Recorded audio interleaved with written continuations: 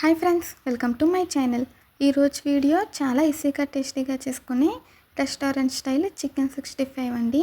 ఇది ఒక మంచి స్టార్టర్ రెసిపీ అనమాట. మనం ఇంట్లోనే బాగా టేస్టీగా తయారు చేసుకోవచ్చు. ఇప్పుడైతే తయారీ విధానం చూద్దాము. ముందుగా చికెన్ అయితే క్లీన్ చేసి పెట్టుకున్నానండి. నేనైతే ఉప్పు పసుపు వేసి వాష్ చేశాను, అందుకే కలర్ అయితే అలా ఉంది. తర్వాత చికెన్కి సరిపడా అల్లం వెల్లుల్లి పేస్ట్, రుచికి సరిపడా ఉప్పు, కొద్దిగా బియ్యం పిండి, అలాగే కొద్దిగా మైదా పిండి వేసానండి.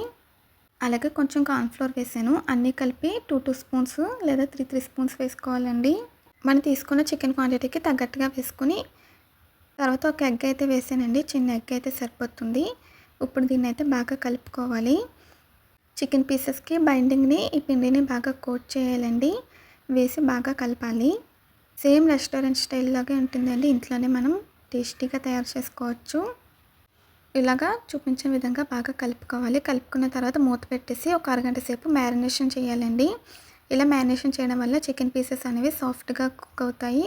జ్యూసీగా ఉంటుందండి, లోపల పైన క్రిస్పీగా ఉంటుంది. అరగంట తర్వాత చూపిస్తాను.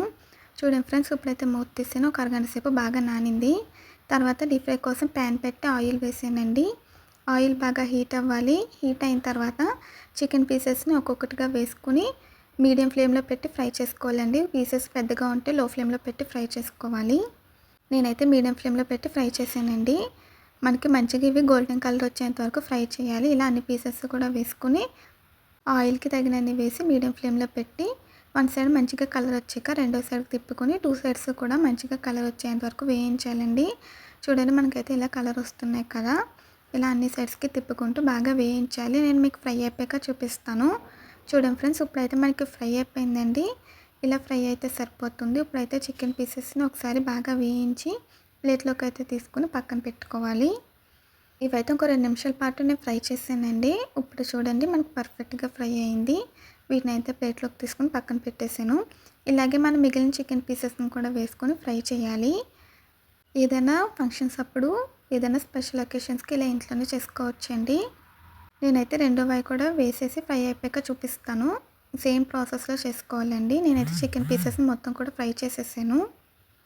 ఇప్పుడు చికెన్ 65 కోసం చికెన్ ఫ్రై రెడీ అయిపోయింది కదండి. మిగతా ప్రాసెస్ కోసం ప్యాన్ పెట్టి ఆయిల్ వేసి సన్నగా తరిగిన అల్లం వెల్లుల్లిపాయ ముక్కలు వేసి వేయించాలండి.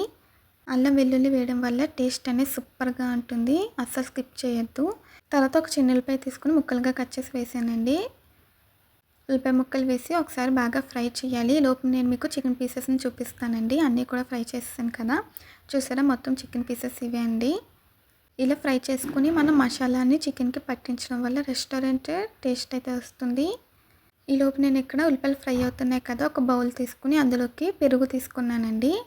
1/2 కప్పు వరకు పెరుగు తీసుకున్నాను. తర్వాత ఇందులోకి సాసులు అయితే వేసానండి. గ్రీన్ చిల్లీ సాస్, అలాగే రెడ్ చిల్లీ సాస్, కొద్దిగా టమాటో సాస్ వేసానండి. అన్నీ కూడా 2 స్పూన్స్ వేసాను. మనం తీసుకున్న చికెన్ క్వాంటిటీకి తగ్గట్టుగా వేసుకోవాలండి. మనకి రెస్టారెంట్ స్టైల్ చికెన్ 65 అంటే సాసులు కొంచెం ఎక్కువగా ఉంటేనే బాగుంటుంది. Tomato sauce, red chilli sauce, green chilli sauce వేసి బాగా బీట్ చేసి కలపాలండి. ఇలా పెరుగులో మొత్తం కూడా కలిసేటట్టు బాగా బీట్ చేసుకుని కలుపుకోవాలి. ఈలోపు మనం ఉల్లిపాయలు కూడా మధ్య మధ్యలో కలుపుకుంటూ ఉండాలండి.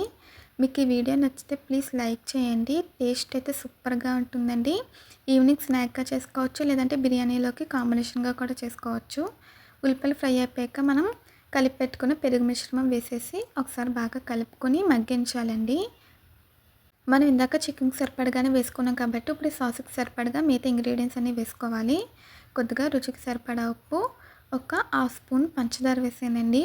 ఎందుకంటే సాసులు వేసాం కదా, అందులో కొద్దిగా ఉప్పు ఉంటుంది, కొద్దిగా పుల్లగా కూడా ఉంటుంది. అందుకని ఉప్పు చూసుకొని వేసుకోవాలి. కొద్దిగా పంచదార వేస్తే టేస్ట్ అనేది చాలా బాగుంటుంది. తర్వాత కొద్దిగా కారం వేసానండి. గరం మసాలా పొడి వేసాను. మన చికెన్లో అసలు వేయలేదు కదా, కాబట్టి చికెన్కి తగినంత ఈ సాసులు అయితే వేసుకోవాలి. ఇప్పుడు పచ్చిమిర్చి అయితే వేసానండి. వేసి ఒకసారి బాగా మగ్గించి కలుపుకొని లో ఫ్లేమ్లోనే కుక్ చేసుకోవాలి. ఇలా కుక్ అయిన తర్వాత ఇందులో కొద్దిగా వాటర్ వేసానండి.